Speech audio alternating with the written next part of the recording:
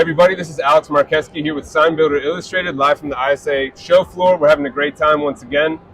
With me, I have a top young sign maker. This is Zac Bethel from House of Signs in Silverthorne, Colorado. How's it going? He's making his trip out to Vegas for the first time, just like me, and we're just taking it all in, but we appreciate him taking some time out of his day to come meet with us, talk about some strategies, advice for young people in the signage industry, how he cut his teeth, things like that.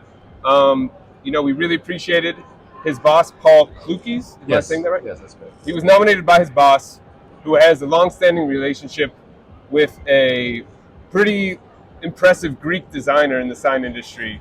Periandros, am I saying that? Periandros. Periandros. Yes. Could you say his last name for me? Damoulis. Okay, so the interesting thing about Zac is you were essentially an apprentice of his, correct? Yes, correct. Could you tell the audience about the special CNC situation that you have become somewhat of an expert yourself in, and then the urethane material, because what you guys do is you make very focused custom work that withstands the weather conditions in Colorado? Correct. Oh man, put me on the spot. No, it's okay. That's correct. Yeah, I mean, I started out doing CNC work for your basic 2D signs, cutting acrylic, cutting die bonds, cutting metals. And honestly, I thought that was the highest you could go with sign making. Yeah. And it is cool, though. It is cool. Yes. Oh, for sure. It's cool. Doing light up signs and stuff like that. And when I was introduced to House of Signs in Periandros and saw their work, it was kind of mind blowing. And I wanted to be taken under his wing and learn everything that he was doing because it was all new to me. So, yeah, I mean, he started me out with basically, I was just his helper. I was helping him sand letters, and I was just over his shoulder every day, learning what he was doing to program the computer and send it to the CNC and how all that was working. So, he basically taught me the hands-on aspects first, learning how he would make steps in the layers to make it easier for painting, and how he would do pockets to insert letters or different pieces, and how he would mill separate pieces to make it even more dimensional to go on top, because 2 inches is our thickest material. So at that point, once I understood why he was doing what he was doing, he then took me to the computer aspect, where he was teaching me how to build the 3D models on the computer, how to add textures, how to create round spots or bevels and stuff like that. Okay, so it seems like it was very helpful to physically be seeing this happen prior to knowing how it goes down in the back. Yep, for sure. Yeah, if you're not, if you don't know why you're making these steps to paint it, or why you're making these layers for whatever reason, then to go and design it, you don't necessarily design it right to then produce the feature to make it easier for your workers to paint. And without a mentor, that's lessons you're going to have to teach yourself. And it's going to be frustrating.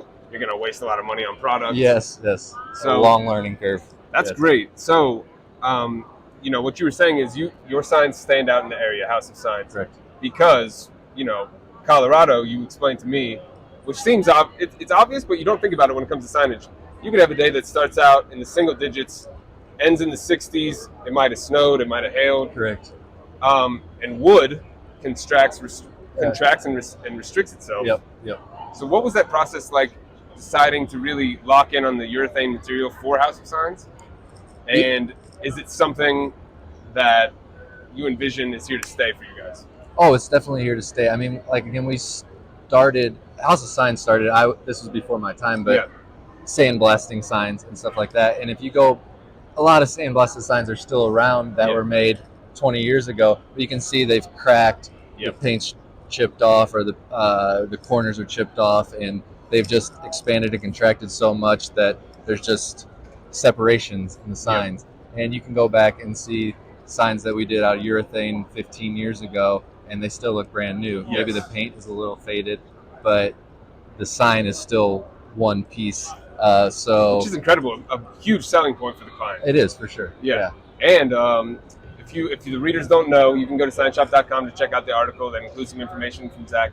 He actually made a sign for the world's highest located cigar shop. That's right. Yeah, That's right. so I thought that was really cool. Yeah. Not something you see every day, Right, but you got the elevation.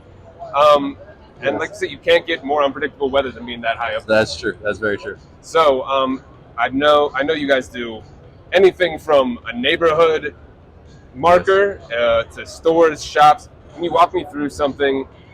I guess my question is, what gets you excited on a day-to-day basis? Obviously, everybody has projects they dread, projects they love. Yes. I'm assuming the trial and error and everything that happens with a complex project can take some wear and tear on you mentally. For sure. What's the process like from start to finish for House of Signs? How involved are you throughout that whole process? Yeah.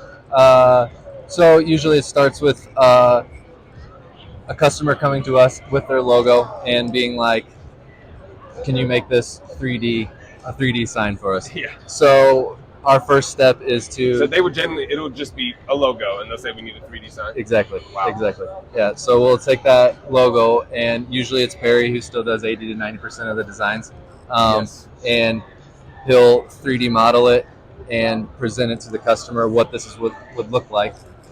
And once we get their approval, Perry sends that 3D model to me. I basically break that 3D model down into the pieces that are necessary to create this sign. Program that to send to our CNC machine, mill it in our high density urethane, and then once it's off the table, gluing, sanding, then goes into our priming section. So you are genuinely involved in all the elements of fabrication. Yes. Anything that comes in. Yes. Impressive. Okay, so as we can see, Zac is a very skilled young professional, young entrepreneur. One thing that we're trying to but delve into is, a lot of sign shops would love to have the great salesman under their roof, love to have the great designer, the great fabricator, but it's tough to get a young, talented person to maybe veer away from tech, veer away from finance, work in signs. Right. Can you talk about, as a skilled young person yourself, young professional, what would the benefits be to working in signage for someone who it might not even be on their radar, but there's a lot of business to be had? Yeah, for sure. I mean, if you enjoy doing hands-on work, I'd say that is huge for me. I was always into the design, the visual aspect, but also working with my hands. I also love working behind the computer, and I get that dynamic best of both worlds every single day. And I'm assuming it might be a reach.